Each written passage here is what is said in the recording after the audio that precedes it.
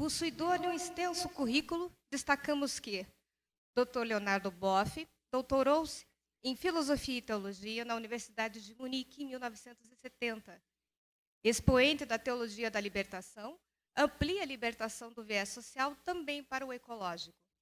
Escreveu vários livros e foi agraciado com vários prêmios. É autor de best-sellers ou coautor de mais de 60 livros publicados em mais de 20 países. Convidamos agora ao palco o professor do Departamento de Psicologia da Universidade Federal do Paraná, o Dr. Carlos Augusto Serbena, para abrir a conferência e proferir algumas palavras.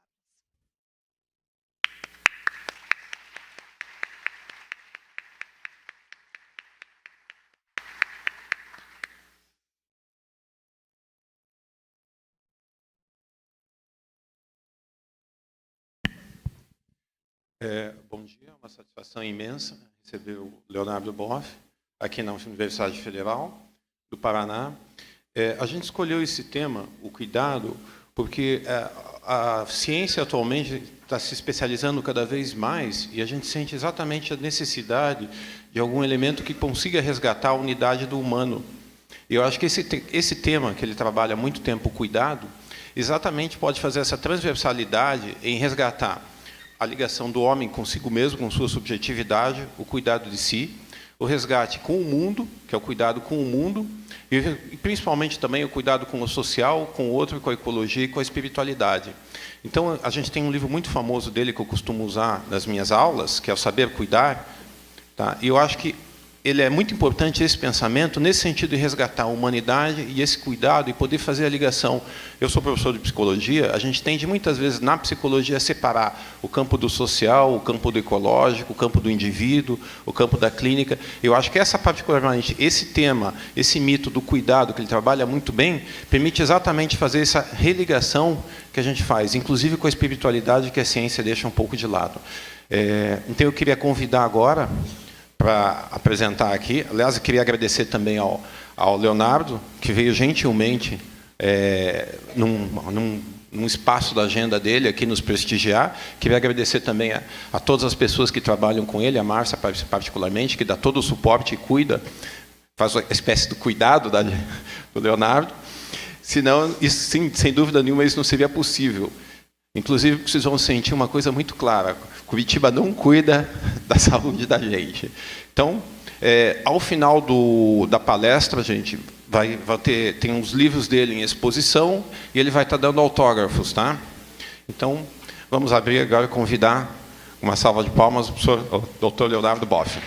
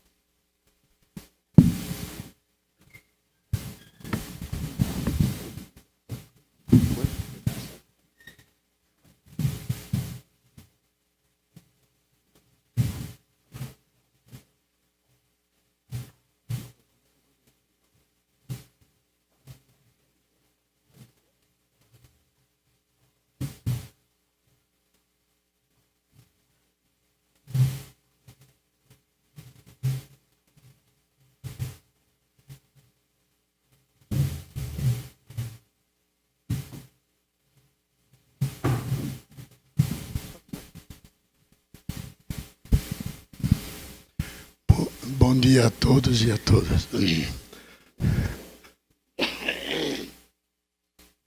Como estão vendo, estou sem voz nenhuma. Mas estou feliz que tem um microfone bastante potente aqui. E vocês têm que ter a paciência de escutar um velho e um rouco. Como eu estou sem voz, eu vou convidar para substituir a minha voz aqui uma grande cantora que não quis ser cantora, que seria hoje uma celebridade se ela tivesse assumido a sua vocação, que animou as principais comunidades de base, com belíssimas canções, e ela se chama Geni Helena. Eu peço que ela venha aqui e abra a sessão para ver se melhora a minha voz, nos cantando uma canção da escolha dela. Cadê a Geni Helena? Onde? Ah, tem que vir para cantar. Eu acho que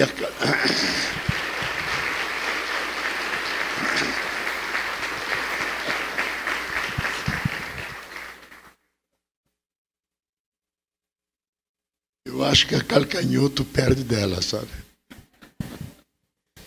Depois de uma propaganda dessas, como é que eu fico, né? E sem violão eu vou ter que cantar a capela. Vai ser difícil. Mas eu vou convidar o meu marido para me ajudar. Não posso, essa responsabilidade é muito grande para mim. Mas a gente se conheceu em 80, Leonardo. No encontro de SEBS, em Itaici, na comunidade eclesial de base, foi um amor à primeira vista. Então, eu acho que dentro do contexto do que foi proposto hoje, a gente poderia cantar o Almir Sater. Ando devagar, porque já tive pressa e levo este sorriso, porque já chorei demais. Hoje me sinto mais forte, mais feliz, quem sabe, só levo a certeza de que muito pouco eu sei, eu nada sei. Conhecer as manhas e as manhãs, o sabor das massas e das maçãs. É preciso amor para poder pulsar, é preciso paz para poder sorrir, é preciso chuva para florir. Penso que cumprir a vida seja simplesmente compreender a marcha, ir tocando em frente. Como um velho boiadeiro levando a boiada, vou tocando os dias, pela longa estrada eu vou, estrada eu sou, conhecer as manhas e as manhãs.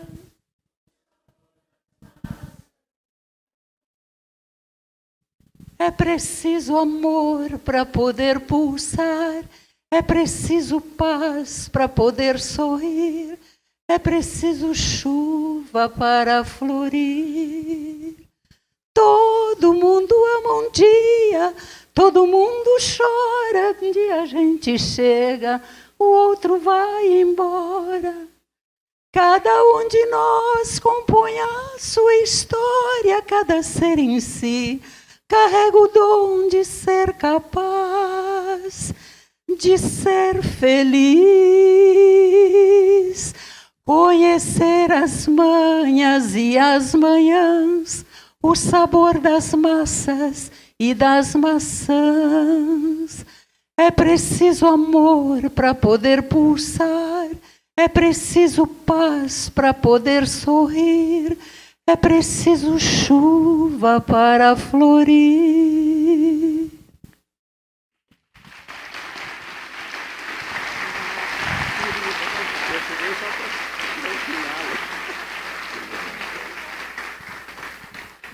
Não é uma grande cantora.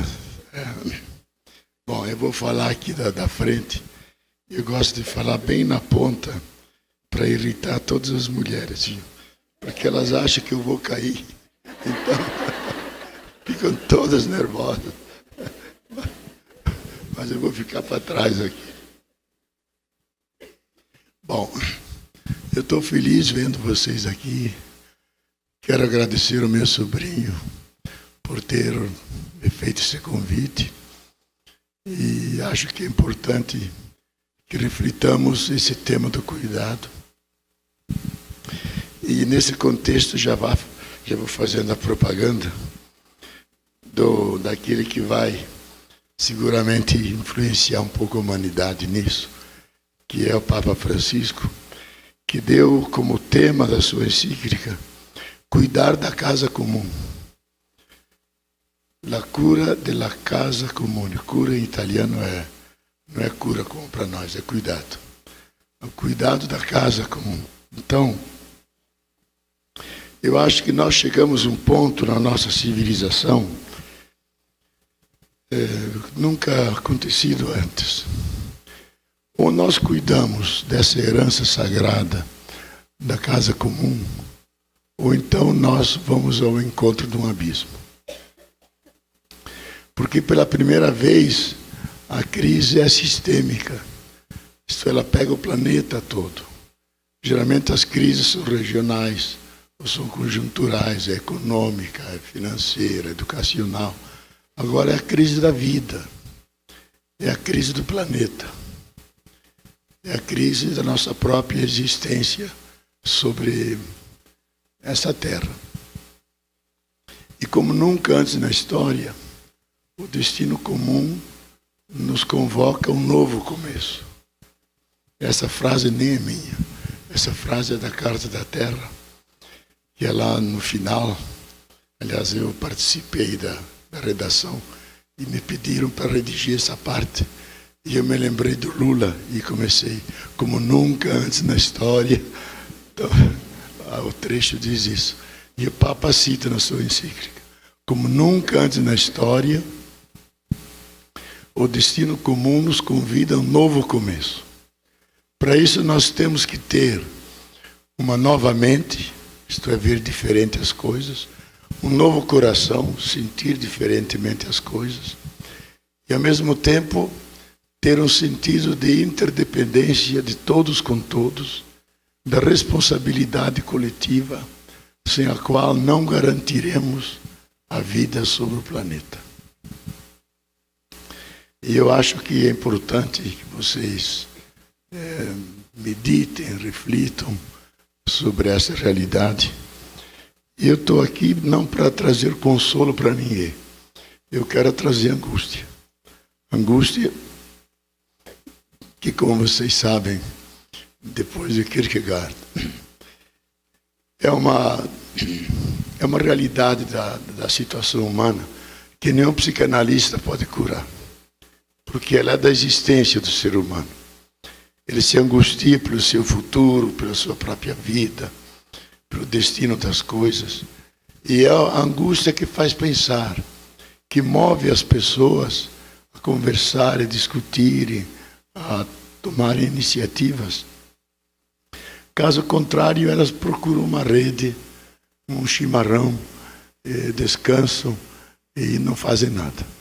Então nós temos que hoje viver essa situação, porque ela é urgente.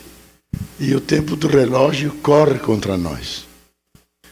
Então é importante, eu acho que nós intelectuais temos um imperativo ético de falar sobre isso. Caso contrário, vamos chegar atrasados. E desta vez não podemos chegar atrasados. E também não podemos errar, porque não podemos corrigir, voltar atrás. Temos que acertar a embocadura, senão o nosso destino poderá ser dramático. Tudo isso vem sob o nome, hoje, de aquecimento global, mas que, na verdade, significa o desequilíbrio da Terra, que produz eventos extremos. Então, um imenso, digamos, calor aqui no sul, frio intenso nos Estados Unidos, tsunamis, ativação de quase todos os vulcões. Praticamente todas as instâncias da Terra estão em mobilidade, perderam seu centro. Significa que a própria Terra está num processo de transformação. E nós somos Terra, que no momento da sua evolução, ela começou a sentir, pensar, amar, e aí emergiu o ser humano como expressão da própria Terra. Por isso que o homem vem de humus. Humus é aquela terra fértil que nós colocamos nas plantas mais queridas. Eu fiquei muito surpreso que a encíclica assume essa visão, que o homem é terra. Na verdade, quem divulgou essa ideia foi um grande poeta argentino que eu estimo muito, e nós não temos ninguém parecido com ele no Brasil. Que ele é um indígena, um cantor, um compositor, um extraordinário tocador de guitarra, Atahualpa Yupanqui. Atahualpa Yupanqui. E ele foi que disse isso. O ser humano é a terra que anda, a terra que pensa, a terra que cuida, a terra que sofre, a terra que canta. De fato, nós somos isso. É que nós perdemos a consciência. E o Gênesis 2 diz claramente isso. O ser humano é terra, feito da terra. E isso, se nós recuperarmos essa consciência, sentiremos e resgataremos o sentimento de pertença. Pertencemos a essa terra. Aí a importância do testemunho dos astronautas, que das suas naves espaciais, olhando para fora, viam a Terra e trouxeram expressões de grande comoção, dizendo: ela é pequenininha, ela cabe na palma da nossa mão, nós a escondemos atrás do nosso polegar. Agora, tudo que é sublime, sagrado, adorável, está naquele pequeno planeta. Está a nossa família, nossos entes queridos, nossa pátria. E dizem mais, daqui de cima, não há diferença entre comunistas e capitalistas. E mais ainda, não há diferença entre terra e humanidade. Formam uma unidade. Terra e humanidade. E todos eles testemunham isso. Em 1958, a revista Times pediu um testemunho de Asimov. Asimov era aquele grande cientista soviético que escreveu muitas obras de divulgação científica que nós, como jovens, líamos. E pediram a ele qual era o legado dos 25 anos das viagens espaciais. Porque os russos foram os primeiros a lançar foguete que circulou ao redor da Terra. Então ele disse: o legado são 2 pontos. Primeiro, o surgimento da consciência planetária. Que nós temos esse planeta e que nós habitamos esse planeta. E a nossa consciência não pode mais ser americana, russa, brasileira, ela tem que ser planetária. E o segundo legado, que não há diferença entre terra e humanidade. Somos uma realidade única. E eu acho que esse legado nós não incorporamos ainda. Nós vivemos no velho paradigma que os mestres do século XVI elaboraram, Newton, Francis Bacon e outros, que criaram as ciências modernas. Todas elas atomizadas, especializadas, e onde sabemos cada vez mais sobre cada vez menos, mas que não se relacionam, ou raramente se relacionam. Como foi dito aqui, nós precisamos essa transversalidade, e hoje mais do que nunca, como o perigo é global, que afeta o globo inteiro, então cada saber, cada ciência deve dar a sua contribuição para salvar o todo. Nós não podemos ficar nos nossos continentes de saber, mas temos que associá-los todos em função de algo maior, que é a salvaguarda da casa comum. E é pena que a maioria das ciências são feitas sem consciência. E os seus frutos primeiro vão para o mercado e depois servem à vida. Então servem antes à acumulação, ao sistema econômico, e a partir daí então são utilizadas para a vida humana. Nós temos que superar esse tipo de visão das coisas e nos darmos conta que nós efetivamente chegamos ao fim de uma era. Nós encostamos nos limites do planeta Terra. O sistema econômico-financeiro, que entrou em crise em 2008, no centro do sistema dos Estados Unidos e da Europa, eles chegaram ao teto. para lá não dá mais para ir. Então esse sistema chegou a ser o fim, num duplo sentido. O fim que alcançou todos os seus objetivos, que era acumular de forma ilimitada. E de fato hoje a acumulação é absurda. 723 pessoas, segundo últimos dados da pesquisa de um grande centro de pesquisa suíço, junto com o MIT, analisando 30 milhões de empresas, hoje é possível pelos grandes computadores, identificaram que há 723 pessoas, não empresas, que controlam 80% de todos os fluxos econômicos do mundo. Então é extremo da acumulação. E que 85 pessoas possuem mais riqueza do que 3 bilhões e 200 milhões de pessoas. Então tudo isso é irracional, não, mas é o próprio sistema que, não podendo mais explorar a natureza, porque chegou aos limites dela, e os bens e serviços não são renováveis, ele começa a voltar sobre si mesmo, dinheiro fazendo dinheiro, que é o dinheiro especulativo. Então, 500 trilhões de dólares estão na produção, não, 50 trilhões de dólares estão produzindo estradas, geladeiras, carros, e 600 trilhões estão nas bolsas, que é puro papel. Você não pode cobrar, porque se cobrar, como fizeram com o maior banco americano, o Lehman Brothers, que dizia tão grande que não pode quebrar. Quando alguns começaram a pressentir a crise e foram cobrar, ele mostrou só papéis e foi à falência, porque não tinha mais dinheiro, por mais dinheiro que tivesse. Então aí se realiza a profecia de Marx, dita em 1843, no livro famoso dele, A Miséria da Filosofia,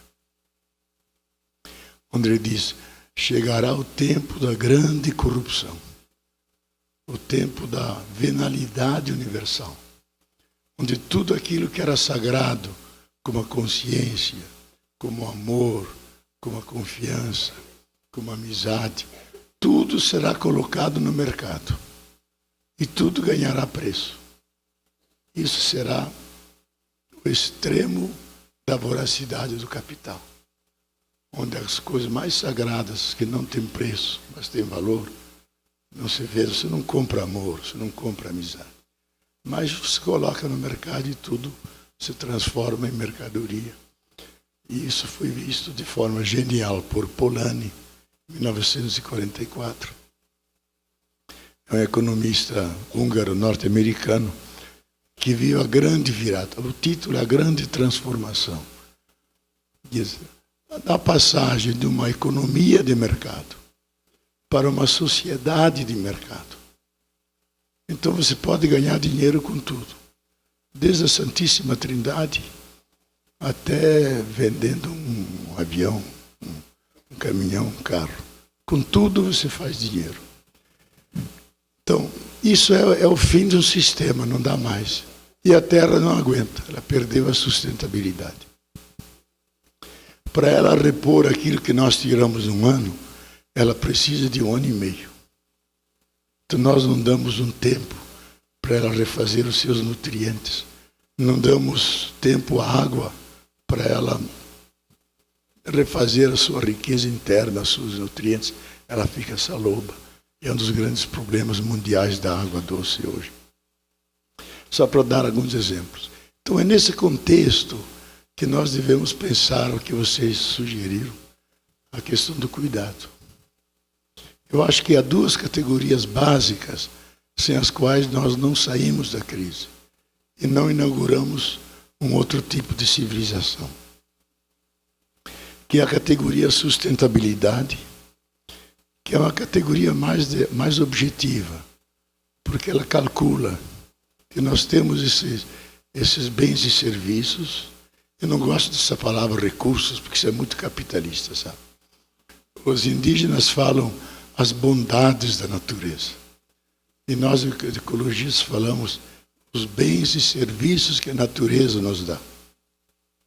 Que nos dá água, nos dá ar, nos dá nutrientes, nos dá frutas, nos dá tudo o que nós precisamos. Então, a sustentabilidade é aquela iniciativa que permite que tudo aquilo que existe e vive possa continuar a existir e possa se autorreproduzir.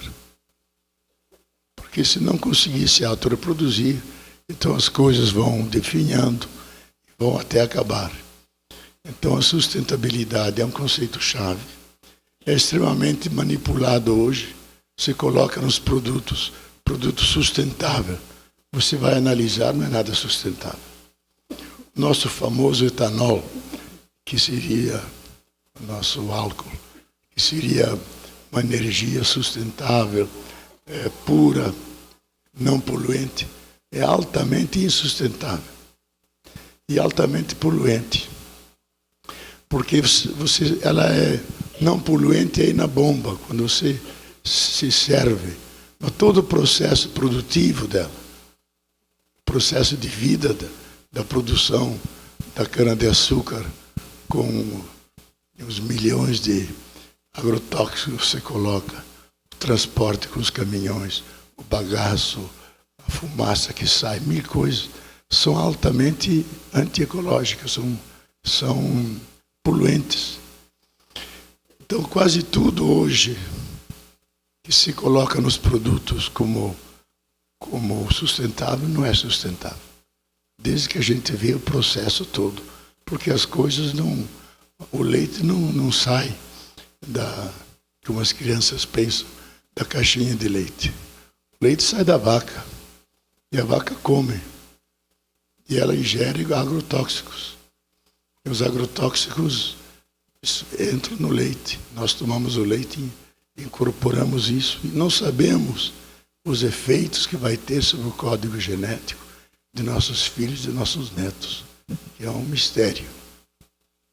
Então, a sustentabilidade é fundamental porque devemos garantir as condições físico-químicas que os seres da natureza e a própria terra possam se alimentar, possam se reproduzir, possam continuar dentro do processo de evolução. Então, o que nós estamos notando, por exemplo, em janeiro, eu assino essa revista Science, que é o grande órgão onde os grandes cientistas publicam suas pesquisas. 18 cientistas, depois de vários anos de pesquisa, elencaram 10 itens que são fundamentais para a reprodução da vida, sem os quais a vida não se reproduz. E 5 desses já ultrapassaram a sua capacidade e a sua sustentabilidade, que é a questão da água, a questão dos nutrientes do solo, que é a questão das fibras, que é a questão do clima, que é a questão da combinação do fosfato e nitrogênio e o nitrogênio que garante a formação dos seres vivos. Eles já passaram do limite, já estão em alto grau de erosão. E nós nos perguntamos, quando vai parar isso? Se esses 10 entrarem em colapso, o sistema da vida vai colapsar. Então, os dados mostram que a sustentabilidade é fundamental. E nós estamos destruindo a base físico-química que reproduz a vida. Esse grande biólogo, talvez o maior vivo, eu tive a ocasião de encontrá-lo. Ele trabalha lá em Oxford. E criou a palavra biodiversidade. Tudo que vocês encontrarem dele, leiam, porque são coisas extraordinárias. Em português temos os 3 livros dele. O grosso, que é a biodiversidade. O outro é o futuro da vida. E o terceiro é a criação. Como salvar a vida no planeta. Que é um livro em forma de carta que ele escreve aos padres. Aos padres e pastores, propondo uma aliança entre as duas forças que ele acha que são as mais importantes na humanidade, que mais movem as pessoas, que é a tecnociência produz tudo que temos. E a outra são as religiões. Porque as religiões movem as pessoas até sacrificarem seu próprio corpo, fazerem-se bombas. E nós temos que unir essas duas forças. A ciência ensinar a religião de não ser fundamentalista, de ela ensinar reverência e respeito a todas as coisas. E as religiões ensinar a ciência que ela tem que ser feita com consciência, em função da vida e não em função do lucro. E se nós não conseguirmos essa sagrada aliança, eu que sou ateu estou rezando para que aconteça. Porque se ela não acontecer, não salvaremos a vida do planeta. Vale a pena ler esse livro, porque é cheio de dados curiosíssimos, sabe? Um, por exemplo, que ele disse, você pega, para mostrar que a Terra é gaia, é viva, se você pega um punhado de solo e coloca debaixo dos grandes computadores quânticos, computadores não microscópicos, quânticos, você descobre num punhado de terra 10 bilhões de micro-organismos, de fungos, bactérias, vírus, de 100 espécies diferentes. Então imagine a Terra inteira. E assim ele é cheio de dados curiosíssimos para mostrar, ilustrar a tese dele. Então a sustentabilidade hoje é um tema de fundamental importância. E a Carta da Terra sugere os vários R's para a gente garantir a sustentabilidade. Que primeiro é reduzir o consumo. Segundo, reusar as coisas. Reciclar. Reparar. Rearborizar. Porque são as árvores que sequestram o dióxido de carbono, nos dão oxigênio, além de frutos, etc. Rejeitar toda a propaganda enganosa. Respeitar todos os seres, porque cada ser tem um valor intrínseco próprio. E assim os muitos R's. Mas se nós respeitarmos os 3 primeiros, que é reduzir, reciclar, reusar, reparar, nós vamos ter um consumo muito mais moderado, vamos ter uma sobriedade compartida e vamos garantir a vida não só para nós. Por exemplo, a encíclica combate muito o antropocentrismo, que é próprio das nossas culturas. O antropocentrismo diz que as coisas só têm valor na medida em que elas se ordenam ao nosso uso. E o homem se coloca no centro. E esquece que cada ser tem um valor intrínseco, tem uma mensagem a dizer do universo, tem algo a dizer do seu Criador. E que ela é um elo da corrente da vida, e que nós não podemos quebrar esse elo. Então, quando pensamos só numa ecologia ambiental, nós corremos esse risco do antropocentrismo. Por isso que o Papa propõe uma ecologia integral, que pega o entorno, o ambiental, pega o social, pega o mental. Eu acho que a ecologia mental é a mais importante de todas. Quer dizer, que ideias estão na nossa cabeça? Que preconceitos? Que sonhos? Que mundo nós queremos? E Einstein já dizia que é mais fácil de compor um átomo do que tirar um preconceito da cabeça de uma pessoa. Se ela tem preconceito contra o índio, contra o negro, ou sei lá contra quem, só cortando a cabeça mesmo, não sai de lá. E a ecologia integral, que vê a Terra como parte do universo, que nós estamos expostos a todas essas energias que sustentam o universo inteiro, e que a Terra é um pontozinho pequeno, quase invisível, a 19.000 anos-luz do centro da galáxia, na parte interior de Órion, e de lá que nós estamos e pensamos o universo. Somos quase nada, mas somos também tudo, porque podemos pensar o todo. Então a sustentabilidade, ela é fundamental para garantirmos que as coisas continuem com qualidade. que elas consigam se reproduzir e nos dar tudo o que nós precisamos. Agora, nós não vamos alcançar a sustentabilidade se não incorporarmos um segundo princípio, que é o princípio do cuidado. Que a sustentabilidade é mais calculatória, mais objetiva. Você calcula, você vê o que temos, o que não temos, como proteger, estratégias. E aí a tecnologia é importante para mantermos os seres vivos, ter uma produção melhor. Isso é a razão intelectual. Cuidado não. Cuidado é a parte mais subjetiva do ser humano. Que tipo de relação ele tem com a natureza?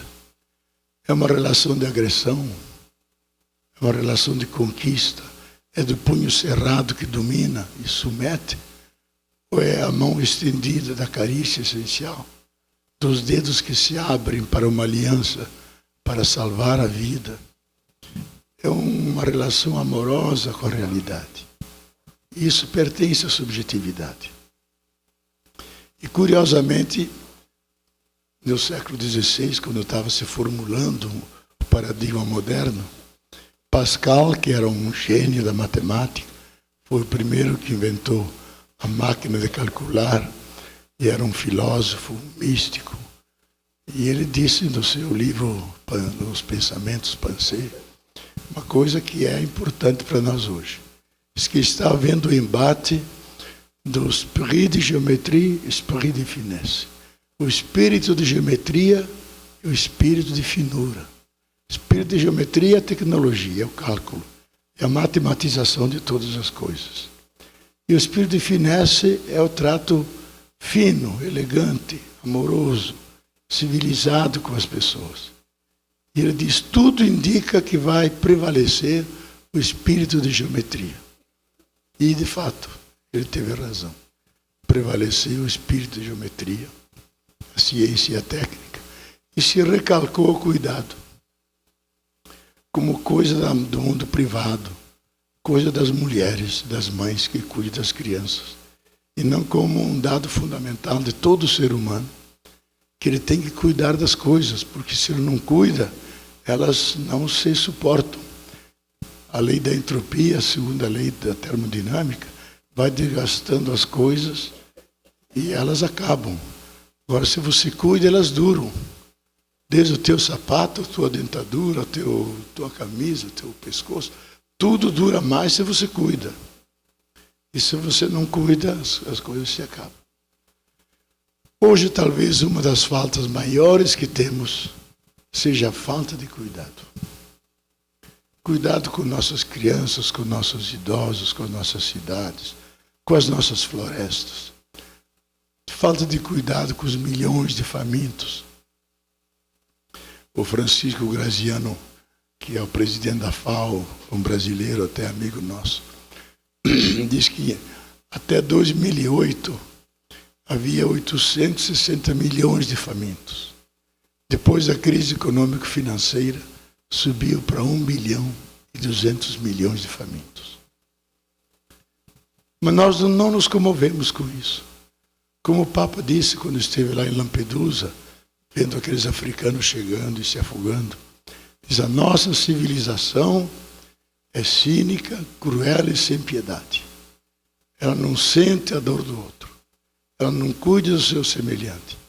E ela não sabe mais chorar. Não sabe mais chorar. Diante da desgraça dos seres humanos.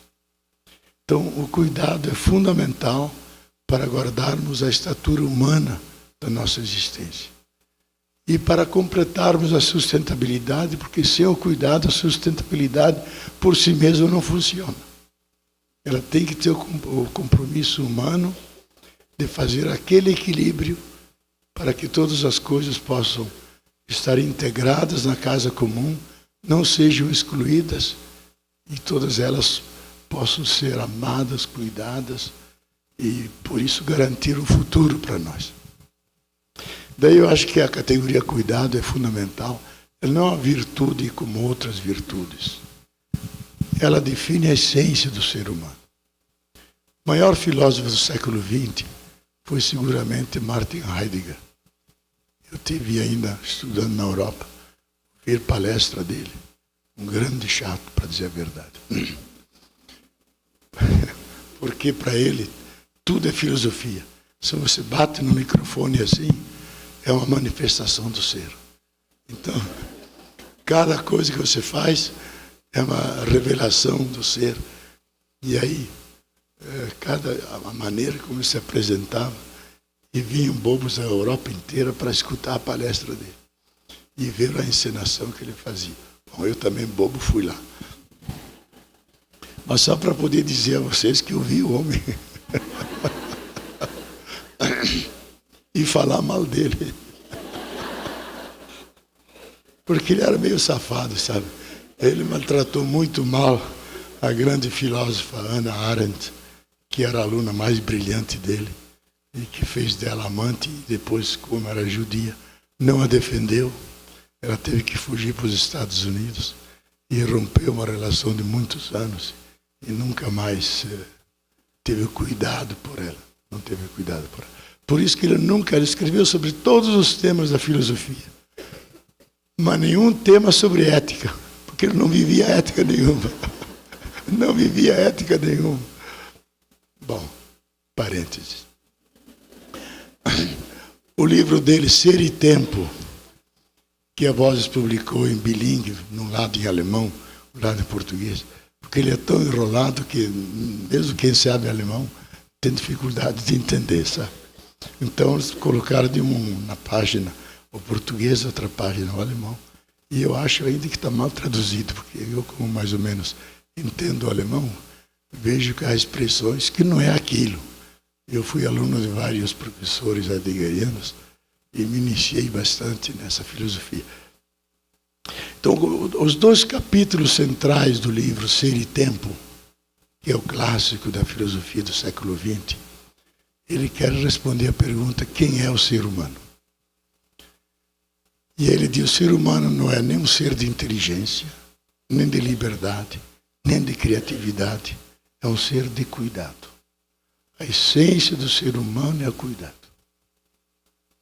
Diz mais: se nossas mães não tivessem um infinito cuidado de nos acolherem quando nascemos, nós não saberíamos como deixar o berço e buscar o nosso alimento. Morreríamos em pouco tempo. Porque elas tiveram esse cuidado para conosco.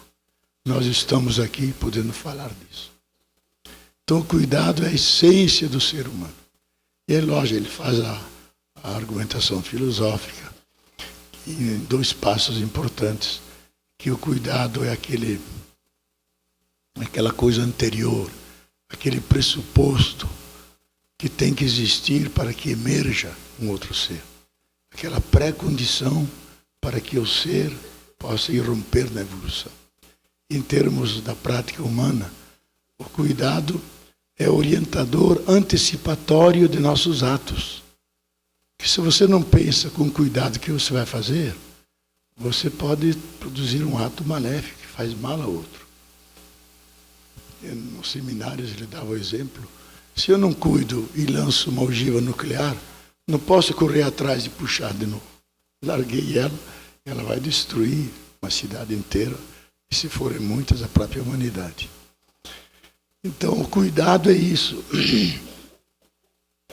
É aquela relação que a gente tem com a realidade, em que cuida dela. E o cuidado é uma relação amorosa, não é agressiva. É a preocupação que temos com as coisas, porque estamos afetivamente ligados com essas coisas. Por exemplo, os nossos filhos e netos, quando nós vamos dormir à meia-noite, é aí que eles vão para a noite. E nós não dormimos enquanto eles não voltam, porque nas nossas bandas no Rio tem tanta bala perdida, tanto assalto, tanta gente que morre de noite, que a gente não sabe. Então o cuidado envolve preocupação. Por quê? Porque estamos ligados afetivamente à pessoa. Como o velho padre Vieira dizia: quem tem cuidados não dorme. Só é quem tem dívidas a pagar e são urgentes e vence amanhã. E tem um cuidado, não dorme porque tem esse cuidado, tem que realizar essa realidade. Então, o cuidado é uma dimensão do profundo humano. E ela se combina com a outra dimensão do humano. Até houve filósofos que trabalharam melhor do que eu essa dimensão. E o ser humano tem duas maneiras de estar no mundo. Uma maneira de estar no mundo de trabalho, porque nós, como seres vivos, não temos nenhum órgão especializado. Por exemplo, o patinho nasce e já sai nadando. O passarinho, daqui a pouco, sai voando. Nós não. Nós somos um ser mangelwesen, um ser deficiente biologicamente. Temos que aprender tudo. Então, e fazemos isso pelo trabalho. Trabalhamos, modificamos a natureza, criamos o nosso habitat. Todos os seres têm um habitat.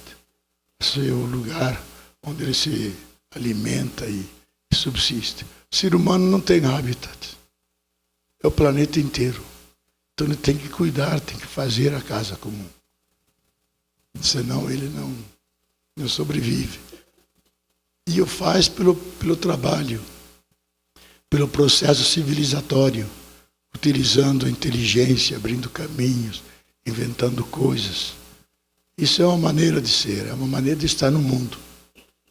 E cada um de nós tem que defender a sua vida e garantir o leite das crianças, tem que trabalhar. Só os vadios milionários que não precisam trabalhar.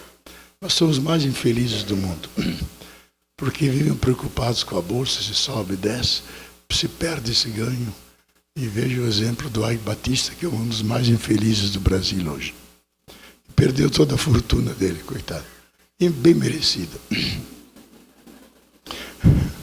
Porque o pai que era ministro da Minas e Energia, mostrou para ele onde estavam todas as minas do Brasil. E aí ele investia, comprava e fazia os negócios. Isso foi o próprio pai que me contou. Então eu não tenho nenhuma misericórdia com o homem que se aproveitou das riquezas que eram do Brasil e não pessoais dele, sabe? Então, para voltar ao nosso tema, um é o modo de ser trabalho, isso cada um de nós entende, e outro, que é as relações humanas, como nós convivemos. E como tudo é relação, nós precisamos cuidar da relação, para que ela não seja destrutiva. Quando me relaciono com a pessoa, não posso usar palavras pesadas, porque eu quebro a relação. Eu tenho que ser civilizado, ter uma relação que comunica, que, como dizia o grande filósofo, quem não se comunica se estrumbica. O grande filósofo Chacrinha. Que estamos resgatando a figura dele. A maioria de vocês acha que nem mais sabe dele, né? Então, o cuidado é fundamentalmente uma relação entre os seres vivos, entre os seres humanos, que cuidam um do outro, que convivem, que se tratam bem e estendem essa relação também para o entorno, porque o ser humano não está pendurado nas nuvens. Ele é parte da natureza, parte e parcela da natureza. Então ele tem que cuidar da natureza, tem que cuidar do ar, da casa, do solo. Disso nasceu para os gregos a ética, porque o ethos em grego é a morada humana. A forma como nós organizamos a morada humana, a sala de estar, a despensa, o jardim, como nos relacionamos com os animais, com as plantas, com os vizinhos. Essa maneira de fazer as coisas eles chamavam de ética. Ethos é isso, fundamentalmente. Só que para eles o ethos era mais a casa onde a pessoa mora, ou no máximo a vila ou a cidade. Só que para nós hoje é o planeta, é a nossa casa comum. Não é mais a nossa casa, o nosso apartamento. Temos que cuidar. Então, ética, vocês veem, e cuidado estão profundamente ligados. E o cuidado está ligado à gentileza das relações, está ligado ao sentimento de solidariedade para com quem sofre, está ligado com a compaixão, colocar-se no lugar do outro, para sofrer com ele, caminhar com ele. Perguntaram ao Dalai Lama, como é que eu posso cuidar de uma pessoa que é grande. E ele respondeu: você deve pensar que essa pessoa um dia foi criança e que ela tentava andar e caía e você ajudava a se levantar. Você estendia a mão e ela caminhava um pouco mais. Atrás de cada pessoa tem uma criança que é vulnerável, que cai e se levanta. Se você quiser cuidar das pessoas, sempre imagine que ela é uma criança. Nunca deixe ela sozinha. Ande junto. Porque o terrível da dor não é a dor, não é o sofrimento, é a solidão no sofrimento. Quando alguém está junto, te oferece a mão, o ombro, aí você se alivia, porque você é cuidado. Então, se você quiser cuidar, faça isso. É uma sábia resposta, prática. Então, hoje o que mais faz falta no mundo é isso. Vocês veem, as nossas sociedades não se cuidam. Não cuide de nossas crianças, milhares que estão no Rio, nas ruas largadas, milhares que estão nas favelas. Veja, no Rio de Janeiro, são 300 favelas. Petrópolis, cidade imperial, orgulhosa, reacionária, porque é imperial, o príncipe mora lá. Atrás de cada morro tem uma favela, são 102 favelas. Tem uma favela onde um irmão meu tem uma ONG. Tem crianças que moram literalmente de fome, porque ninguém cuida delas. Aquelas montanhas, aqueles frios. Então falta cuidado na humanidade, falta cuidado do planeta Terra. E aí nós temos que resgatar essas dimensões mais profundas nossas. Que não, no fundo nós não precisamos ensinar cuidado, porque está dentro de nós. Nós temos que desentranhar socraticamente, evocar, relembrar aquilo que está dentro. Porque a criança sabe que não deve meter os dedos na tomada, que deve cuidar da sua sacola, dos seus cadernos, dos seus lápis. Tem que cuidar quando atravessa a rua. Cuidado atravessa tudo. Tudo que nós fazemos tem que ter cuidado. E eu, se não me cuidar, vou cair lá embaixo daqui a pouco. E se não cuidar minha voz, vou perder totalmente a voz. Por mais que tenha gargarejado. Eita, caneco, estou me derrubando aqui. Eu vou me sentar, sabe? Não tem mais.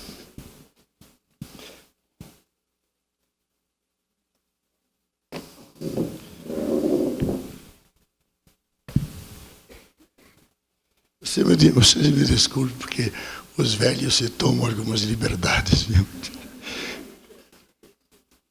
E falam muito. E quando esquecem, inventam.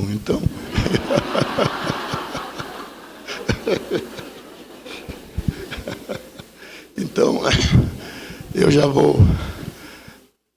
vou terminando um pouco a minha fala para permitir perguntas. Porque eu sou melhor respondendo do que falando. Sabe? Então eu acho que é um desafio a todos nós aqui,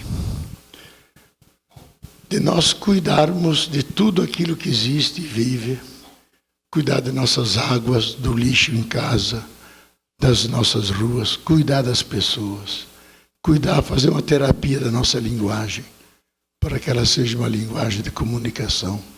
Se vocês entram na internet hoje e veem o que as pessoas dizem umas das outras, é coisa de ficar maluco. O lixo inteiro que está dentro das pessoas vem para fora. Se destrato de mil nomes, é uma coisa espantosa. Mas a gente percebe aquilo que os filósofos dizem. O ser humano é sapiens e demens. Eu diria é sapiens, demens e mais uma vez demens. É sapiente, demente e mais uma vez demente. Porque aquilo que nós estamos fazendo com o planeta, com os habitantes do planeta, com o sistema da vida, só dementes podem fazer. Tem até um pequeno conto de Voltaire, que ele se imagina, ele não conhecia o avião, mas se imagina um aparato que vem de outro mundo e olha o planeta Terra e eles dizem, não, aqui é um grande hospício, vamos embora. De fato, parece um grande hospício, porque nos comportamos como loucos. Corremos com nossos carros, nos atropelamos, construímos as casas uma colada na outra, deixamos grande parte da população nas favelas, passando maiores necessidades. Só gente louca pode fazer isso. Diz que perdeu o senso de humanidade, senso do cuidado, senso da responsabilidade. Então nós temos que incorporar, ou melhor, transformar isso que eu estou dizendo num projeto de vida. Não basta a gente escutar isso. Tem que dizer, tem que fazer a revolução molecular. Cada um se decidir a fazer isso.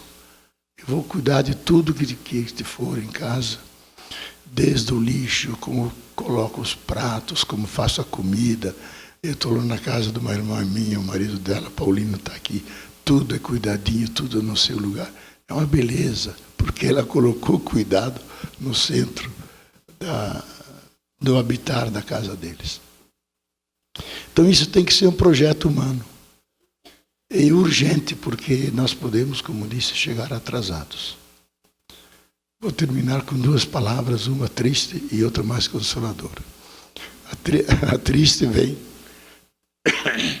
de Søren Kierkegaard. Vocês seguramente conhecem esse grande filósofo dinamarquês.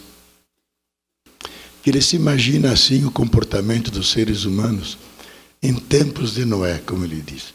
Nós vivemos tempos de Noé.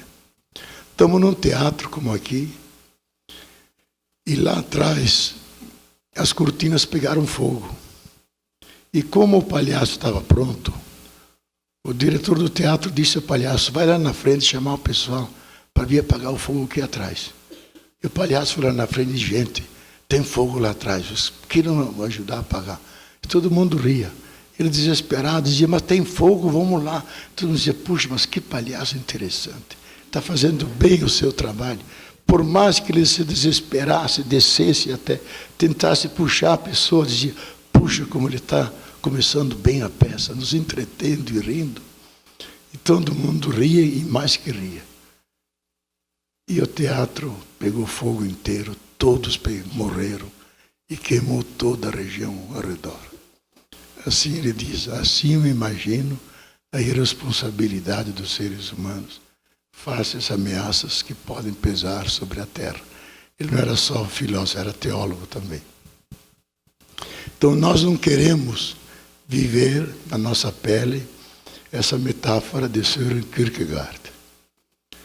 Mas como cristão e teólogo, eu penso que nós não estamos num cenário de uma tragédia coletiva e anunciada.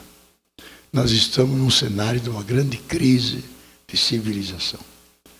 E como vocês sabem, crise, ela acrisola, purifica, ela alivia as pessoas, ela faz amadurecer as pessoas. Uma pessoa internada no hospital entra em crise, se ela supera a crise, ela emagrece e redefine a vida toda depois da crise. Eu acho que nós estamos numa situação de crise. A Terra passou por 15 grandes crises. Numa delas, ela perdeu 90% de toda a carga biótica, de toda a vida. Desapareceu. Precisou de 10 milhões de anos para refazer toda a biodiversidade. E refez. Então eu acho que a vida, como diz Wilson, que é ateu, mas ele constata na pesquisa, que a vida não é nem material, nem espiritual, que a vida é eterna. Ele diz, é uma praga que caiu aqui, que não há como eliminar. Não há como eliminar a vida. Então eu me lembrei do livro da sabedoria, capítulo 11, versículo 24, que o Papa finalmente cita 2 vezes na encíclica. Também eu mandei um montão de textos para ele fazer a encíclica, sabe? Tinha que aprender também alguma coisa, né? E o livro lá diz, no livro da sabedoria, em forma de oração muito bonita, diz, ó Deus, tu criastes todas as coisas e tu amas tudo que criastes. Tu não odeias nenhum dos seres que criastes. Tu os amas porque és o soberano e apaixonado amante da vida. Então, um Deus que é apaixonado e amante da vida não vai deixar que a vida desapareça de forma miserável, como mais ou menos eu pintei aqui, como um cenário possível. É só um cenário possível. Eu acho, e a beleza da encíclica do Papa, que é toda positiva, diz: os seres humanos são inteligentes, têm técnica, fazem os grandes riscos, eles há chances para uma salvação maior ainda. Que eles façam a sua realidade e, conscientizando isso, eles vão dar a volta por cima e vão fazer a vida triunfar. Porque se nós nascemos no coração das grandes estrelas vermelhas, há milhões de anos atrás, é sinal que nós nascemos para brilhar como as estrelas. E a vida, que é o maior dom do universo e o melhor fruto da evolução, ela quer não só viver, ela quer irradiar, quer ser celebrada. Então nós queremos a alegre celebração da vida. Eu acho que isso é o sentido da evolução e esse também é o desígnio do Criador. Muito obrigado.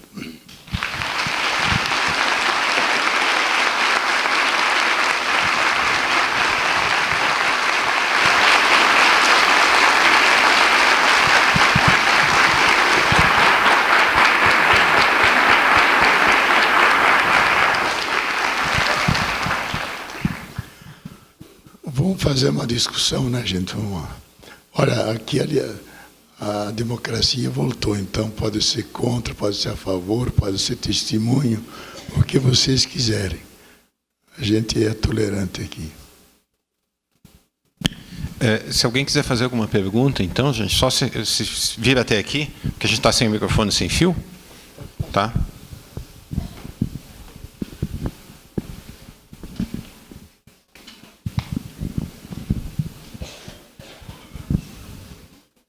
As pessoas que quiserem, daí podem ir descendo e vindo aqui do lado, tá ok?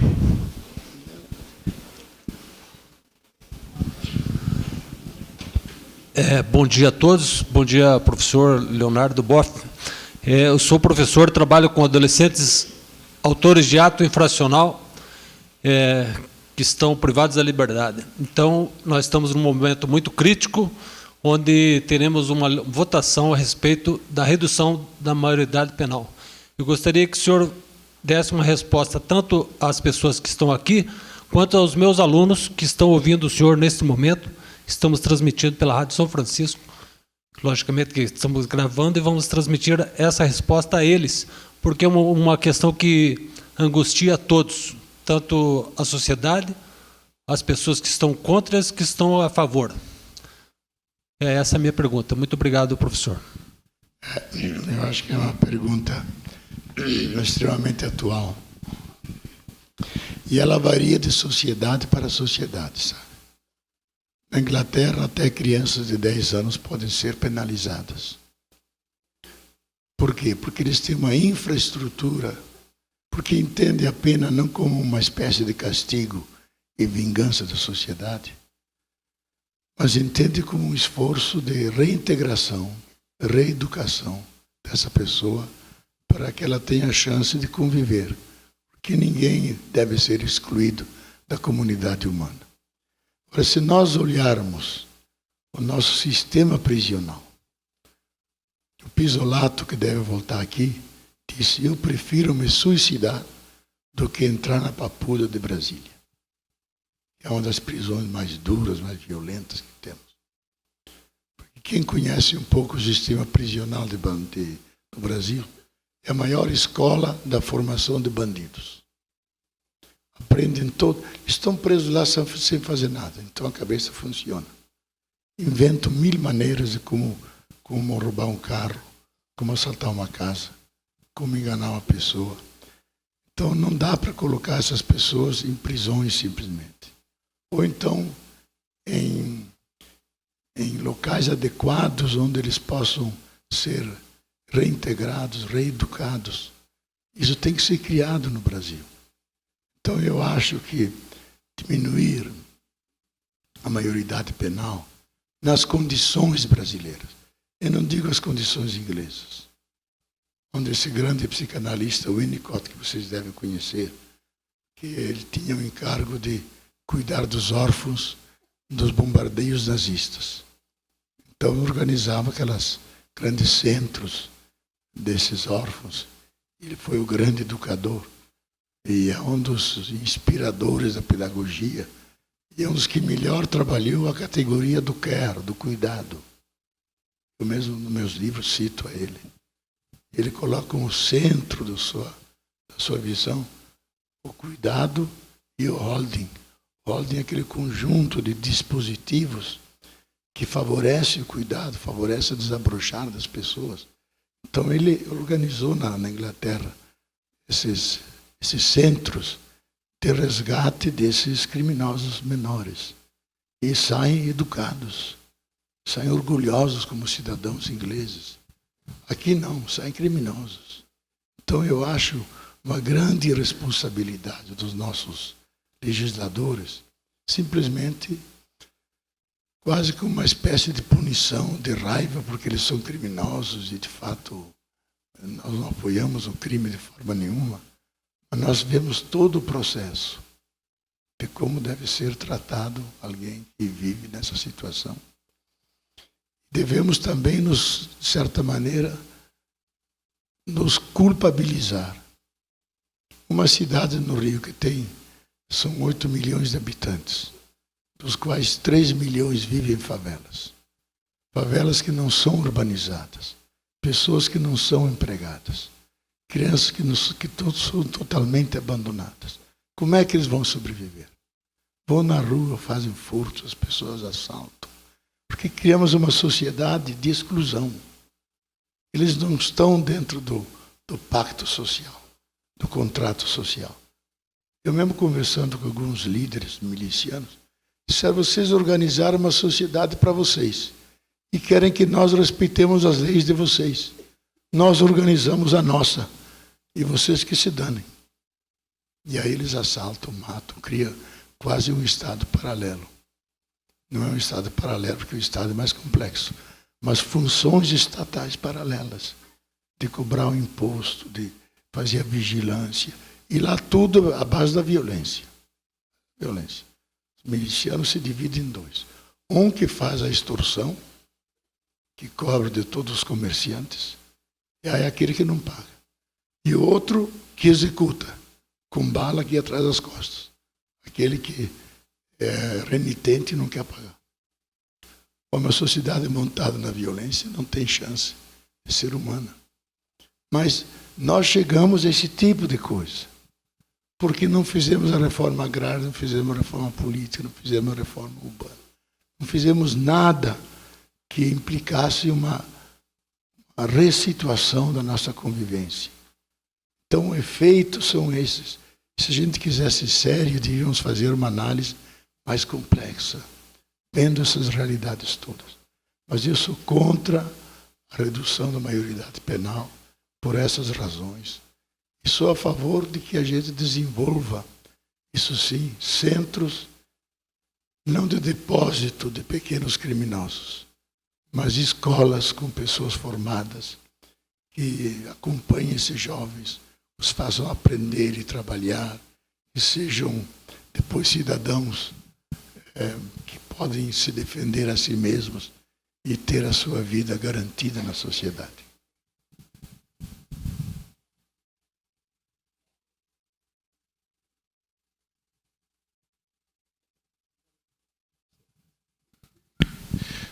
Muito obrigado. Agora, próxima.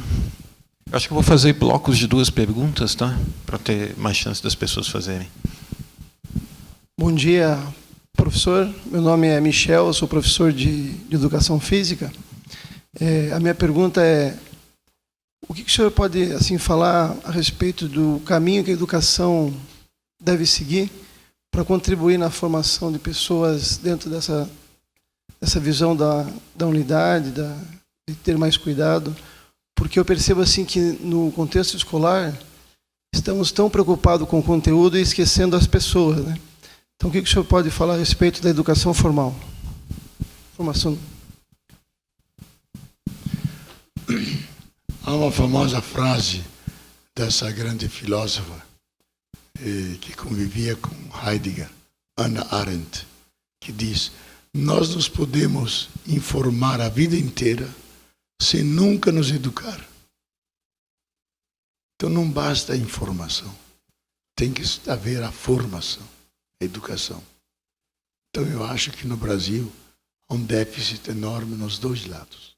No lado da informação, as escolas são deficientes, especialmente no ensino médio. Por exemplo, no Rio de Janeiro, dificilmente há professores de química, de física, porque se formam, as empresas os pegam e ganham bons salários. Ninguém quer ir para a escola com péssimos salários, ensinando física e química.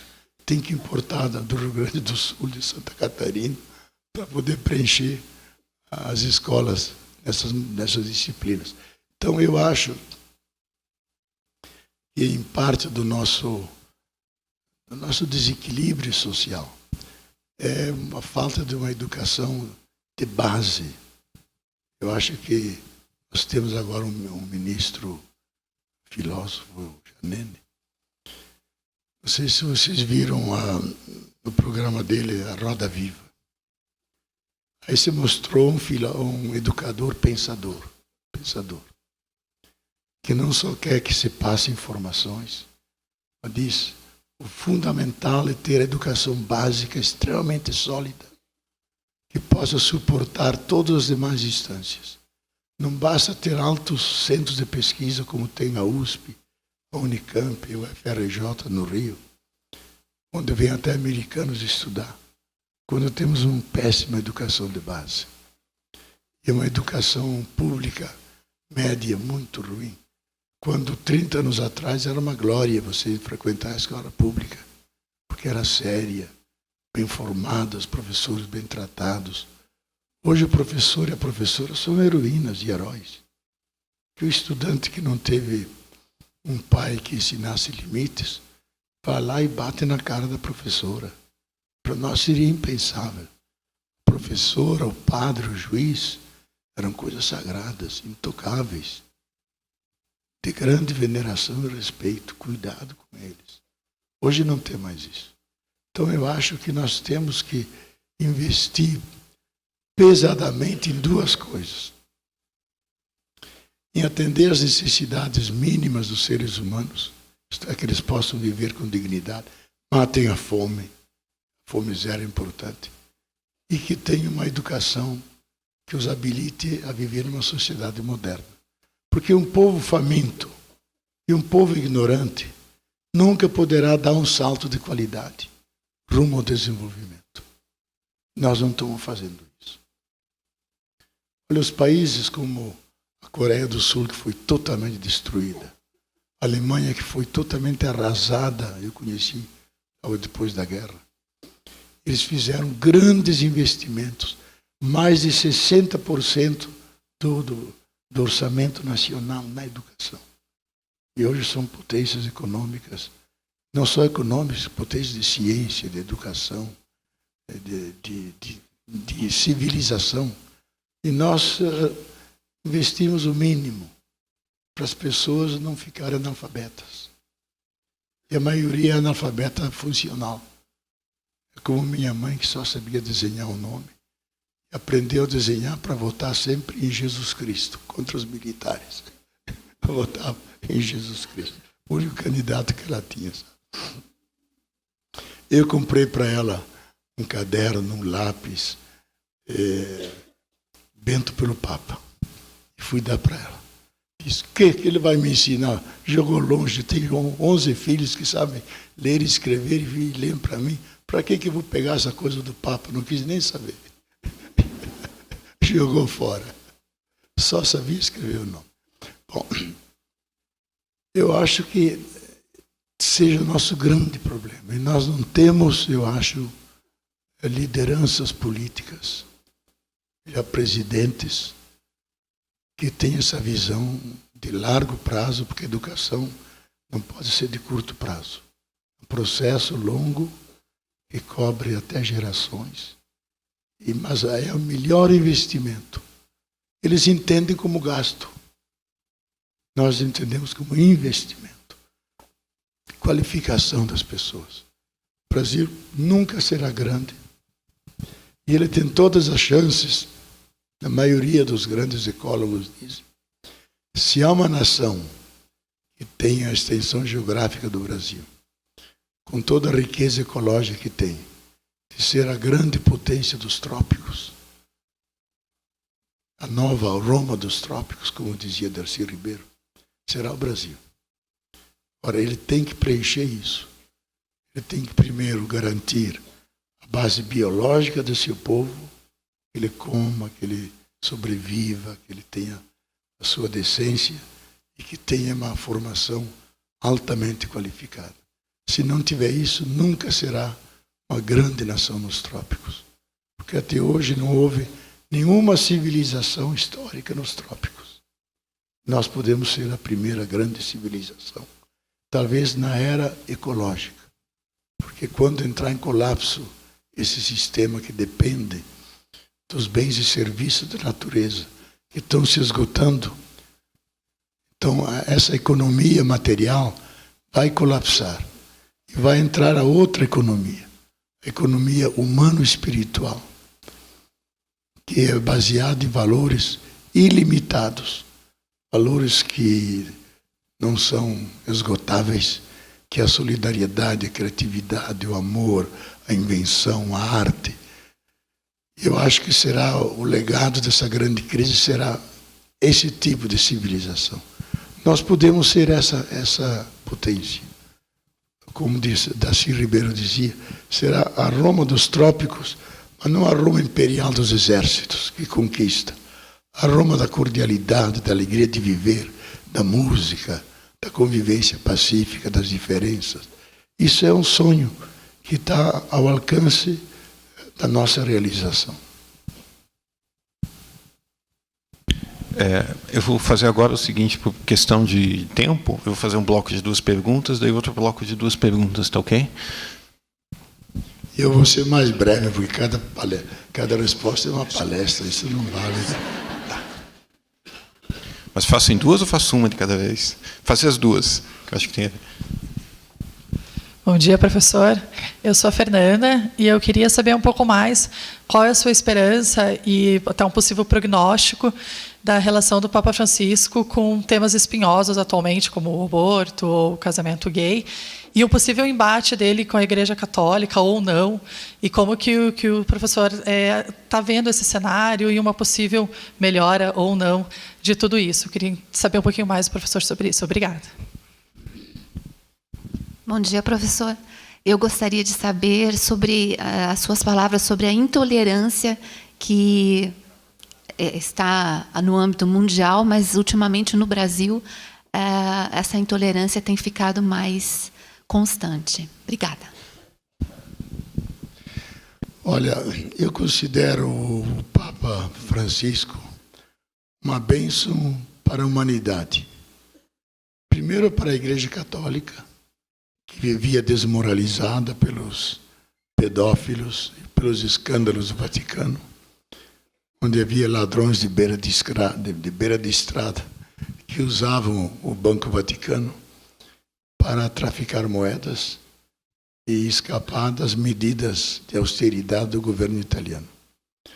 Então, o Papa que tem uma importância política enorme, porque ele dialoga com todas as religiões, com todos os povos, convoca para a paz e é escutado. E dá o exemplo.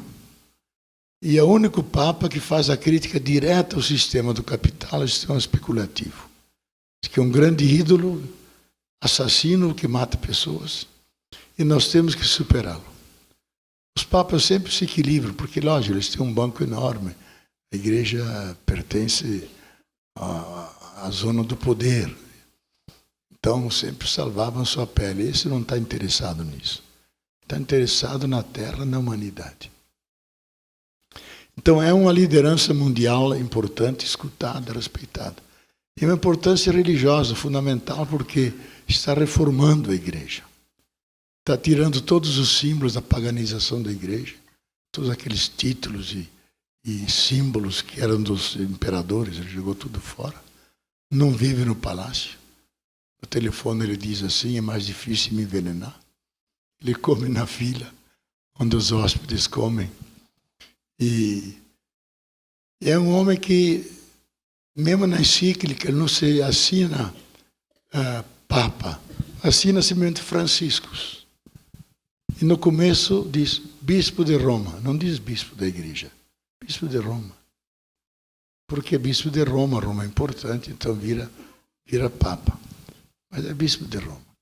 Então é alguém que nos dá muita esperança de uma igreja de rosto humano, simples, evangélica, na linha de Jesus, cuja centralidade é o pobre. Eu aconselho muito ler essa carta, Cuidar da Terra, porque é dirigida à humanidade, não é dirigida aos católicos. E pediu que um ateu fizesse o prefácio, aquele que criou aquele movimento Slow Food, comer devagar e pouco. Ele faz um belo prefácio e diz, eu não sou crente, sou um papa que escreve uma encíclica. Ele é papa, o bispo de Roma. E pede que um ateu faça o prefácio, é de escandalizar os piedosos. Mas mostrar a abertura dele. São seres humanos que pensam, se preocupam com a humanidade, têm direito de opinar sobre a minha encíclica. Eu quero que ele coloque a opinião dele lá. Então eu aconselho ler isso.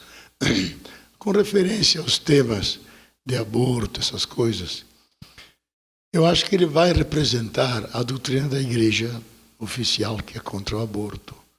Eu também sou contra o aborto. Mas vai permitir aquilo que os outros papas não permitiam. Eles proibiam bispos, padres e teólogos abordarem os temas de família, de aborto, divórcio. Não podia ser abordado. Se era abordado, corria o risco de perder a cátedra. Aquele que era candidato a bispo já era desqualificado. Esse não. Ele manda discutir. A questão dos homoafetivos, mandou fazer uma pesquisa mundial. Como é que os países tratam os homoafetivos? Para a igreja encontrar um caminho. Então, eu acho que é o seguinte, ele vai defender a posição da igreja, mas dentro do arco da democracia, como uma opinião entre tantas opiniões. E vai respeitar aquela que triunfar. E assim fizeram os bispos canadenses, que acho que é exemplar. Eles lutaram duramente para que não se aprovasse a lei do aborto. Foi aprovada. O que eles fizeram? Eles criaram comitês de psicólogos, teólogos, pedagogos, que acompanhassem as mulheres que querem fazer aborto. Não para impedir que fizessem, mas para mostrar qual é o significado para o corpo dela, para a psique, para 1000 coisas. E reduziram em 2/3 o aborto. E se ela quer fazer, respeita. Mas acompanha a pessoa, mesmo depois do aborto. Para ela, porque o aborto é uma agressão tremenda, deixa marcas profundas na mulher. Então, acompanhar a pessoa humana. Eu acho que essa é a função da igreja. Não é impor a doutrina dela. No mundo democrático, você tem que aceitar a diversidade de opiniões. Você apresenta a tua, deixa discutir, mas nunca abandona as pessoas. Acompanhá-las naquilo que é o melhor para elas, e segundo as decisões delas. A outra era, qual era mesmo? Sobre a intolerância. O Alzheimer está chegando, viu? O alemão está chegando. Ah, bom. Veja, eu acho que hoje a grande doença das religiões, das próprias ciências, é o fundamentalismo. Fundamentalismo não é uma doutrina. É uma maneira de você interpretar a doutrina. Dizer, a minha verdade é a única verdadeira, as demais não valem. Isso é uma patologia das religiões. Ou então, aplicado isso à epistemologia, ou ao paradigma moderno, a única coisa que vale é o científico. O que não é científico não vale. Desqualifica. Isso é fundamentalismo científico. Só dou um exemplo. Tenho um irmão, desculpe eu descer a coisas familiares. Tenho um irmão que é professor de economia na Federal do Rio de Janeiro. Foi professor aqui também. Casou e a mulher não havia jeito de conceber. fizeram 2 vezes inseminação artificial, pagaram cada vez R$21.000 e não deu certo. Então foram visitar a família da esposa, que são caboclos do interior de Goiás. E o avô lá disse, não tem problema, você toma esse chá, mulher, você, homem, toma esse chá. 15 dias depois ela engravidou. E a criança nasceu, linda, bela, que eu vou batizar daqui a pouco. Eu estava num congresso com mais de 1.500 professores, lá em Montevidéu, um mês atrás, contei isso. A fila de médicos pedindo o telefone, porque diziam, eu tenho tantos clientes que não consigo, não dá jeito. Então, eu digo, isso é romper o paradigma. A ciência não sabe tudo. A natureza, eles tiram da natureza o princípio ativo, quimicalizam aquilo e fazem um remédio. Então, o fundamentalismo é isso, é considerar a sua verdade como a única. Verdade científica, verdade estética, verdade religiosa. E hoje o que mais nos penaliza é o fundamentalismo religioso. Porque o fundamentalismo é sempre excludente. É sempre provocador de ódio. Difamar o outro, desqualificar, etc. E também grupos católicos têm grupos fundamentalistas. E eram favorecidos, em parte, pelos papas anteriores, porque eram mais severos, etc. Eu acho que a gente tem, esse Papa sempre fala, nós nos devemos situar na tradição de Jesus. A tradição de Jesus é antes dos evangelhos. É a prática dele de compreensão, de convivência, de amor incondicional, de acolher todas as pessoas. Uma prostituta, um teólogo envergonhado que veio à noite consultá-lo, acolhia. Para mim, uma das frases mais belas é essa do Evangelho de São João, capítulo 11, capítulo 6. Diz, se alguém vem a mim, eu não mando embora. Então, qualquer um que vem, não manda embora. Acolha. Isso eu acho que o Papa faz. Para mim, isso é a verdadeira dimensão cristã. Nada fundamentalista. Porque ele não veio criar uma nova religião. Estava cheio de religiões naquela época. Ele quis o homem novo, a mulher nova. Quis que houvesse solidariedade, amor, compaixão. Onde isso acontece, aí começa o reino de Deus. E isso é o verdadeiro cristianismo original, que é chamado caminho de Jesus. Não é a instituição, igreja. É o caminho de Jesus, como fala os Atos dos Apóstolos. Só que a gente não pode ler em grego isso. Porque em grego significa a heresis do Cristo, a heresia de Cristo. Porque a heresia, para nós, é a doutrina errada. Mas o grego clássico, heresia, é o caminho. O caminho de Jesus. O caminho de Jesus era esse. Dessa radicalidade humana. Humano com Jesus, como Jesus, só podia ser Deus mesmo. Nós estamos encerrando agora as pessoas fazerem perguntas, tá? Então só o pessoal que está aqui vai fazer pergunta, em blocos de 2, por questão de tempo. Bom dia, professor. Meu nome é Vitor, eu sou estudante de psicologia. E eu queria trazer uma problemática para você falar um pouco a respeito, que é quando a gente fala de falta de cuidado com o nosso planeta e com tudo que tem presente nele, então as relações sociais, inclusive, me vem muito na cabeça que a noção de propriedade privada como a gente tem hoje tem muita importância nessa questão. Assim. Então, quando os índios, por exemplo, que têm um enlace simbólico com a terra gigantesco, são tirados da terra dele, dizendo que aquilo não pertence a eles, eles quebram toda essa ideia de cuidado com o próprio planeta.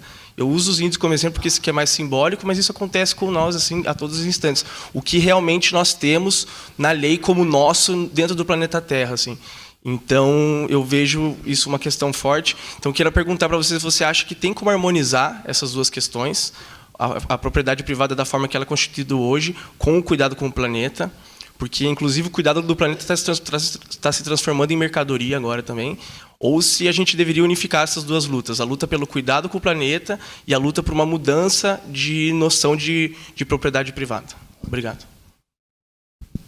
Bom dia. Meu nome é Yasmin, eu sou aluna de Direito E a minha pergunta vai um pouco no sentido da dele.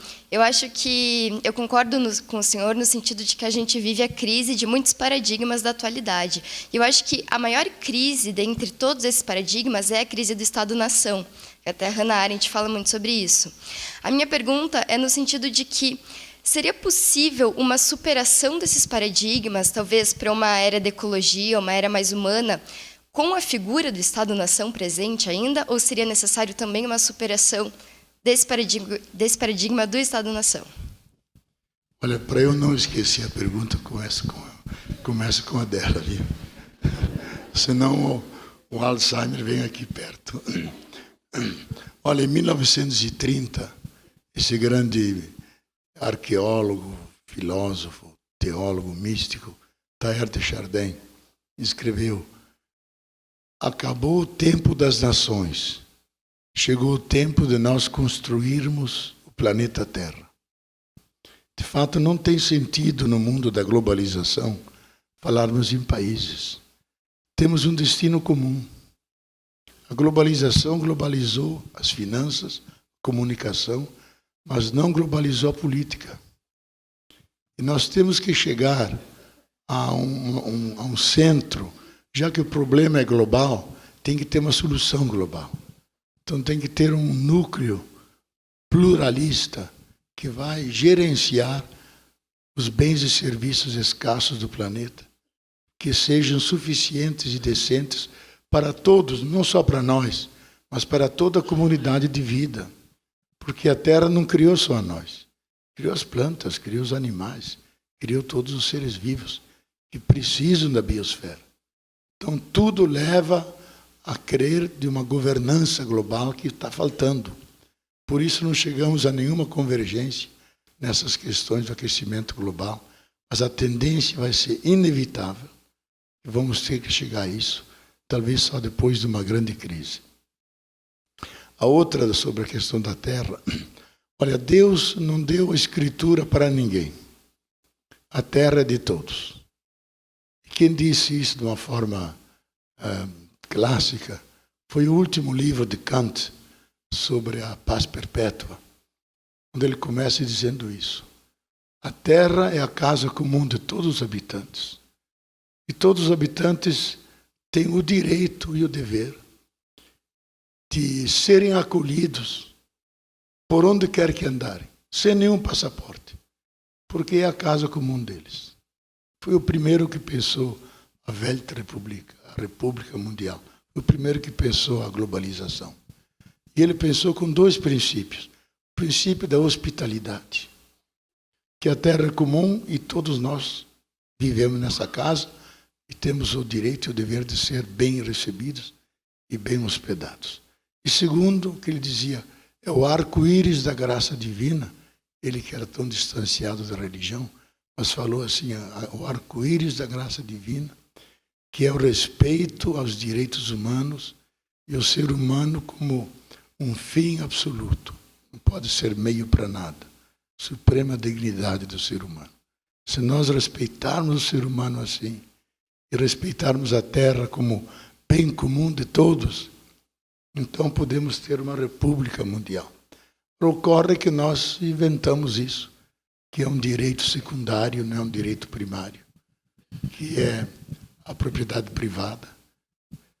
E a igreja sempre insistia que ela tem que ter uma função social. Isso entrou na Constituição nossa.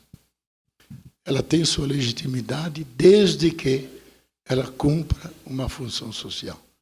E se ela não cumpre, ela pode estar sujeita a ser terra de reforma agrária. Então, é um problema do velho paradigma egoísta, antropocêntrico, onde o ser humano afirma a si mesmo, afirma o seu pedaço e faz o limite contra o outro. E guerreia e conquista a terra do outro. E o mais ridículo de todos nos disse, essa infeliz ministra Cátia de Abreu, que os índios estão invadindo nossas terras e impedindo que nós plantemos soja, quando nós invadimos as terras deles. Eles eram os donos originários disso tudo. Então, aí nós estamos perdidos. Mas eu acho que você deu um belo exemplo dos indígenas. porque eles sentem a Terra não como meio de produção, a Terra como extensão do corpo. Por isso eles precisam de grandes espaços para poder entrar. Quando entram, eles fazem um ato de reverência à Terra. Quando derrubam uma árvore, fazem uma oração, dizendo, vamos derrubar, porque precisam fazer uma canoa, uma porta, e no lugar daquela que derrubaram, plantam outras 3 para refazer a floresta. Então nós não temos essa reverência. Vamos com a motosserra e derrubamos tudo, sem nenhum respeito. Então eles têm o senso da terra como mãe, e nós pertencendo à terra. Acho que nós temos que resgatar isso. E possivelmente, na medida que cresce a consciência do destino comum da humanidade, e que temos um destino comum, terra e humanidade, vai ficar cada vez mais irrelevante e até ridículo alguém dizer, esse pedaço é meu. E como que é teu? É de todo mundo. É a casa comum. Por isso o Papa diz muito bem, casa comum. Não é casa de alguns. Casa comum também dos animais, das plantas. Temos que nos harmonizar dentro dessa casa comum e entender isso como a subsistência de velhos paradigmas que são poderosos ainda para se manter, mas eles não representam nenhum futuro. Eles são condenados a ser redefinidos e ser integrados num todo maior. Agora vou fazer as 3 perguntas aqui em sequência, pela hora. Oi, professor. Meu nome é Carlos, eu sou artista gráfico e eu queria saber a opinião do senhor, a visão do senhor sobre que papel a mídia desempenha nesse universo de crise. Bom dia, meu nome é Ana Cristina, sou aluna de Comunicação Institucional e esse semestre estou cursando uma matéria de Ética e Comunicação. Encontro com o que o colega disse, eu gostaria de saber essa questão da liberdade de expressão que nós estamos vivendo hoje, uma tentativa de barrar, o excesso de tecnologia, a falta de cuidado com as pessoas, por ser tão simples mandar uma mensagem com um xingamento, alguma coisa assim. A falta, eu gostaria de saber realmente a falta do cuidado e esse excesso de tecnologia e de pensar antes de agir.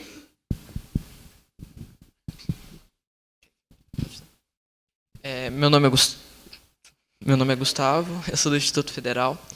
E na conferência você citou uma frase onde dizia que devemos dar importância a todos os valores intrínsecos de cada ser no planeta.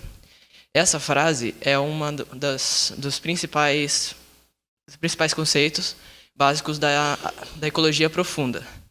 Ecologia profunda é uma das cinco linhas filosóficas que relacionam o homem ao meio ambiente. Diante disso, eu queria saber se você se considera um ecologista profundo. Bom, eu começo com a última. Olha, eu escrevi tem um livreto aí que tem um DVD dentro. Um DVD muito bonito que chama As 4 Ecologias. A ecologia ambiental, a social, a mental e a profunda, que eu chamo a integral. Que, na verdade, é aquela que ecologia profunda é aquela que nos faz conectar com toda a realidade do universo. Que nós somos parte de um todo maior. E quem lê um pouco da nova cosmologia sabe que nós estamos expostos, estamos à mercê de milhares de energias e ondas que vêm do inteiro universo. Pó cósmico que é mais velho que o planeta Terra, mais velho que o Sol, que entra na composição do nosso corpo. Se você vai no Polo Norte, às vezes, ele está coberto de pozinho branco, pozinho preto, que é pó cósmico, que há milhões de anos está caindo, que talvez é mais antigo que a Terra, que o Sistema Solar, e entra na composição do nosso corpo. Então, a consciência de que nós estamos conectados com tudo isso, especialmente pelo pensamento, pelo amor a todas as coisas, e saber que há uma energia de fundo, que os físicos quânticos chamam de vazio quântico, que de vazio não tem nada. É a plenitude das virtualidades. Outros chamam a fonte originária de onde todos os seres brotam, que está sempre atuando, produzindo emergências. Um acontecimento como esse é uma emergência dessa energia, que de repente possibilitou que isso acontecesse. Então, quando nós internalizamos isso, que nós estamos em profunda comunhão com as energias cósmicas e com a energia principal que tudo sustenta e cria, muda a nossa espiritualidade.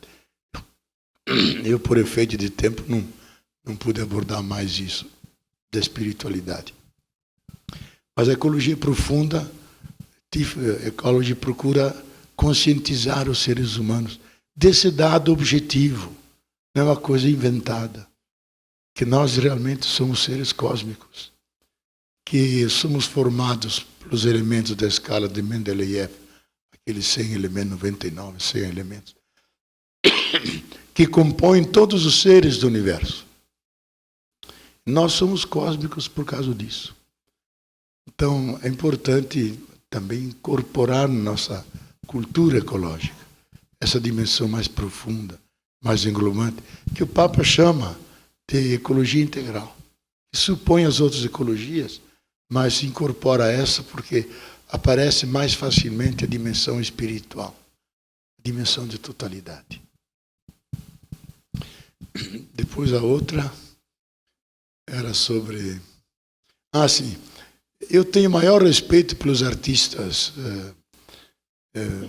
pelos designers, os que criam, como tenho para os poetas, porque são os únicos grandes criadores.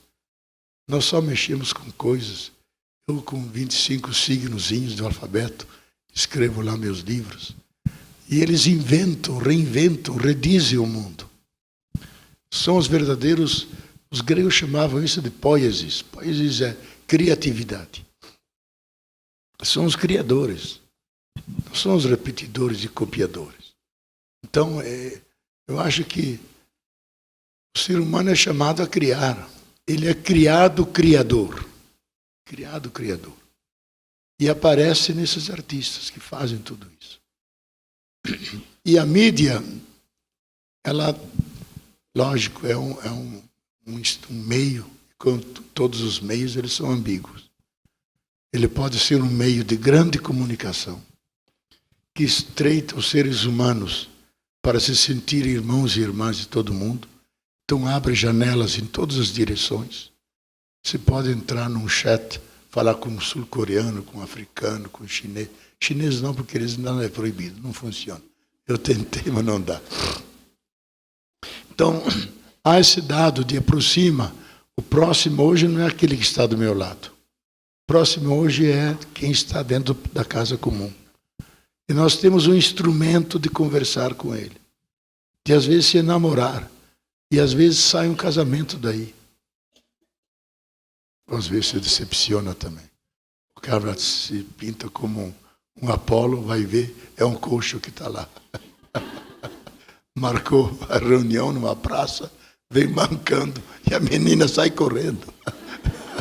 Porque foi enganado. Então tem um outro lado. Você pode usar esse instrumento para todo tipo de maldade, todo tipo de calúnia, informações de como fabricar armas, inclusive uma como montar uma pequena bomba nuclear, se você tem os elementos nucleares. Quer dizer, é um instrumento para o bem e para o mal. Mas eu acho que essa é a história de todos os instrumentos que nós inventamos. Quando inventaram o fogo, tem os mitos do fogo, digo, vamos acabar com o planeta, vamos incendiar tudo. E hoje qualquer criança sabe, fósforo que não pode pôr no gás, etc. Incorpora. Como inventamos a faca, e agora vamos matar todo mundo. E não mata. Então, na história da invenção tecnológica, tem o primeiro momento do êxtase. Você se extasia com aquilo que você fez e vê as possibilidades que ele tem. Depois você incorpora isso dentro da lógica da vida. E ele tem o seu lugar comum. Eu espero, assim foi com o rádio, assim foi com a televisão, assim vai ser com a internet, assim vai ser com o celular. Hoje todo mundo está dependurado no celular. E cria ondas magnéticas que são perigosas, até afetam o cérebro. Estão acabando com as abelhas. Estão descobrindo agora que as abelhas, que são as maiores polinizadoras do mundo, elas estão morrendo porque elas se orientam por ondas magnéticas. Os celulares vivem de ondas magnéticas, televisão e outras coisas. E elas perdem o rumo e morrem. Os pássaros as comem. Então, 1/3 da produção de Oklahoma ou Texas, não sei, decaiu porque sumiram todas as abelhas. Eles estão desesperados. São as grandes polinizadoras. Então, eu quero dizer o seguinte. Todos esses elementos, no começo tem essa exasperação pela novidade. Depois você incorpora na vida, porque a vida é mais do que tudo isso. É mais do que ficar pendurado o dia inteiro. Diz, não, eu quero meu silêncio. Hoje eu não vou atender, não vou abrir o meu e-mail, nem atender o telefone, nem mandar o WhatsApp para ninguém. Vou viver para mim mesmo. Ter a liberdade diante do instrumento. Nós vamos chegar lá. Só que nesse momento, nós estamos no momento da exaltação. E por isso eu acho que a crítica não deve ser uma crítica de destruir isso, mas nos educar a isso. Veja o que fazem os cientistas do Vale do Silício dos Estados Unidos. O inventor da Word, o inventor do Google, que moram lá. Eles não deixam os filhos, até os 13 anos, usarem a internet. Porque eles querem que eles curtam a meninice deles, que subam em árvores, que pulam a corda, que jogam a clica, fazem todos aqueles jogos que as crianças fazem. Não querem que eles percam isso, porque isso que vai formando a psique deles. Aos 13 anos, os pais iniciam a eles na utilização da internet. Mas com toda aquela carga anterior. Isso é uma medida sábia. De quem sabe educar os filhos. Não vão negar a internet. Mas chegará um momento em que é oportuno usar a internet. E tem gente que é drogado na internet. O bispo de Petrópolis teve que abrir uma casa de drogados na internet. Porque 2 morreram ali de fome, desmaiaram, porque 48 horas ou 50 horas só não podia sair da internet. Então criou uma casa, como tem uma casa dos drogados químicos, tem uma casa dos drogados internéticos, que pode se curar lá. Se alguém tiver essa doença, pode ir lá para Petrópolis, que o clima é muito bom, viu? Gente, muito obrigado para todos.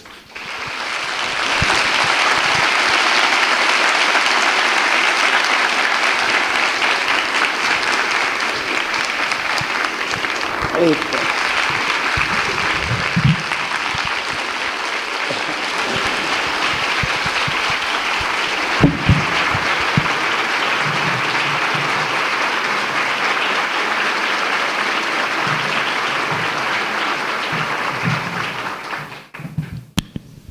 Bom, a gente agradece mais uma vez ao teólogo Leonardo. Quer fazer uma... Professor, gostaria de agradecê-lo por esse semestre. Nós estudamos Boff e Bauman. Discutimos durante o semestre todo para chegar numa conclusão que ainda não conseguimos chegar. É uma eterna discussão e um eterno aprendizado. Agradeço ao senhor por ter escrito tantas coisas boas e que tem agregado não só na minha vida, mas como dos alunos de comunicação institucional que estão aqui presentes e a professora aqui também. Muito obrigada de coração.